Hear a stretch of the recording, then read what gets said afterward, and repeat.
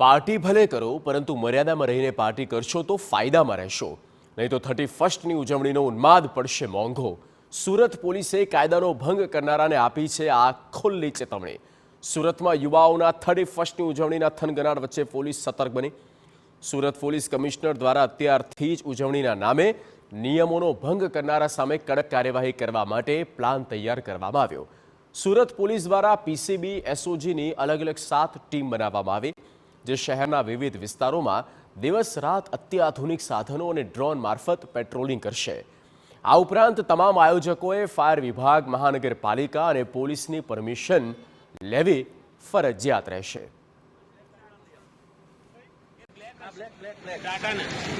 31ને લઈને દર વખતની જેમ સુરત પોલીસ આ વખતે પણ ખાસ કરીને એક આયોજન કરવામાં આવ્યું છે, કારણ કે યુવા વર્ગ જે 31ને લઈને નશાયુક્ત જે પાર્ટીઓ કરતા હોય છે તેને ડામવા માટે ખાસ કરીને સ્પેશિયલ એસઓજી અને પીસીબી દ્વારા આયોજન કરવામાં આવ્યું છે। તો આપણી સાથે એસઓજી ડીસીપી જોડાયા છે, તેમની સાથે સીધી વાત કરીશું।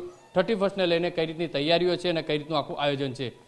સાહેબ, કઈ રીતનું 31ને લઈને આયોજન, કઈ રીતની તપાસ થશે, કઈ રીતની નજર રાખવામાં આવશે ખાસ કરીને નશાયુક્ત પદાર્થો ઉપર?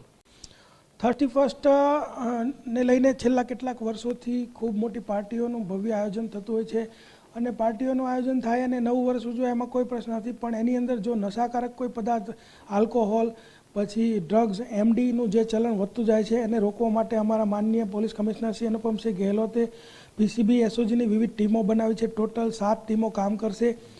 જે છેવાડાના વિસ્તારો છે, જેમ કે ડુમ્મસ છે, મોટા વરાછા છે, અમરોલી છે, ડભોલી છે, જ્યાં જ્યાં ફાર્મ હાઉસ આવેલા છે, ત્યાં 25મી ડિસેમ્બરથી 31મી ડિસેમ્બર સુધી રાઉન્ડ ધ ક્લોક અમારી ટીમો છે એ કાર્યરત રહેશે। ત્યાં અમે વિવિધ બાતમીદારોના નેટવર્ક અત્યારથી જ ઊભા કરી દીધેલા છે। તો જે લોકો રાત્રે પાર્ટીનું આયોજન કરતા હોય તો તે બપોરના સમયે શું સામાનની ક્યાંથી ખરીદી કરશે એનું પણ અમે ધ્યાન રાખવાના છીએ। અને અમે સંપૂર્ણ રીતે આ કોઈ પણ વ્યક્તિ 31નું આયોજન, 31ની પાર્ટીઓનું આયોજન કરે અને એના નિયમો મુજબ જે કંઈ એની એનઓસી લેવાની હોય, ફાયરની હોય, પોલીસ વિભાગની હોય, એ લઈને કરે, એમાં કોઈ જ ઇસ્યુ નથી। પરંતુ જો કોઈ નશાકારક વસ્તુનો યુઝ કરવા જશે અને રેવ પાર્ટીમાં પરિવર્તિત થવા જશે તો અમારી ટીમો છે એ સતર્ક રહી અને આ લોકો ઉપર કાયદેસરની કાર્યવાહી કરશે। સર, ફાર્મ હાઉસની અંદર રાત્રિના સમયે પાર્ટી ચાલતી હોય તો કયા ડ્રોન મારફતે અથવા તો કયા મશીનો મારફતે સાથે રાખીને કામગીરી થશે? હા, જુદા જુદી જે 7 ટીમો છે, 7 ટીમો સાથે એક ડ્રોન રહેશે અને અમને જો કોઈ બાતમીદાર દ્વારા હકીકત મળશે કે આ જગ્યાએ પાર્ટી ચાલી રહી છે તો પહેલાં અમે ડ્રોન દ્વારા એનું સર્વેક્ષણ કરીશું, એના ઉપર ડ્રોન ઉડાડી અને એના ફોટોગ્રાફ્સ વગેરે કલેક્ટ કરશું અને ત્યારબાદ સચોટ માહિતીને અંતે અમે રેડ કરીશું ને એના ઉપર કાયદેસરની કાર્યવાહી કરીશું। સર, રાત્રિના સમયે જે રીતે ડુમ્મસ રોડ હોય છે ત્યાં બાઇક ચાલકો, ફોર વ્હીલની અંદર લોકો નશાયુક્ત હોય છે અને ધૂમ સ્પીડની અંદર જે બાઇકો ચલાવતા હોય છે તો તેની સામે કઈ રીતની કાર્યવાહી થશે?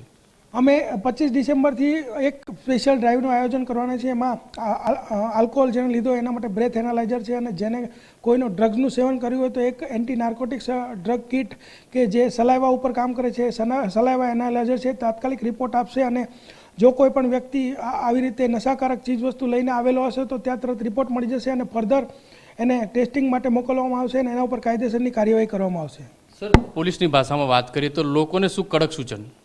લોકોને કડક સૂચન એ છે કે ભાઈ તમે 31ની ઉજવણી કરો, એની સામે કોઈ પ્રશ્ન નથી, પણ જે ગુજરાત સરકારના જે નિયમો છે, નીતિ નિયમો છે એને લક્ષ્યમાં રાખી અને તમે જે ખુશી મનાવવાની હોય મનાવો, પરંતુ એની અંદર જે પ્રતિબંધિત વસ્તુઓ છે, ડ્રગ્સ છે, દારૂ છે કે એવું કોઈ વ્યસન ન કરો, વિવિધ પાર્ટીઓ એવી ન કરો કે તે તમને જોખમકારક હોય અને બીજે દિવસે તમારે જેલના સળિયા ગણવાનો વારો આવે। જે રીતે એસઓજી ડીસીપી કહી રહ્યા છે તે પ્રમાણે આ વખતે ખાસ કરીને સ્પેશિયલ 7 ટીમનું જે આયોજન કરવામાં આવ્યું છે અને અલગ અલગ વિસ્તારોની અંદર જે ફાર્મ હાઉસ આવેલા છે ત્યાં ડ્રોન મારફતે અને અલગ અલગ સાધનો વડે સતત પેટ્રોલિંગ પણ કરવામાં આવશે અને દિવસે પણ આ તમામ જે વિસ્તારોની અંદર સર્ચ કરી અને આવી પાર્ટીઓ થતી હોય છે તેને રોકવા માટેનો જે પ્રયાસ છે તે કરવામાં આવશે। કેમેરામેન સંજય ચંડલ સાથે બલદેવ સુથાર, TV9 સુરત।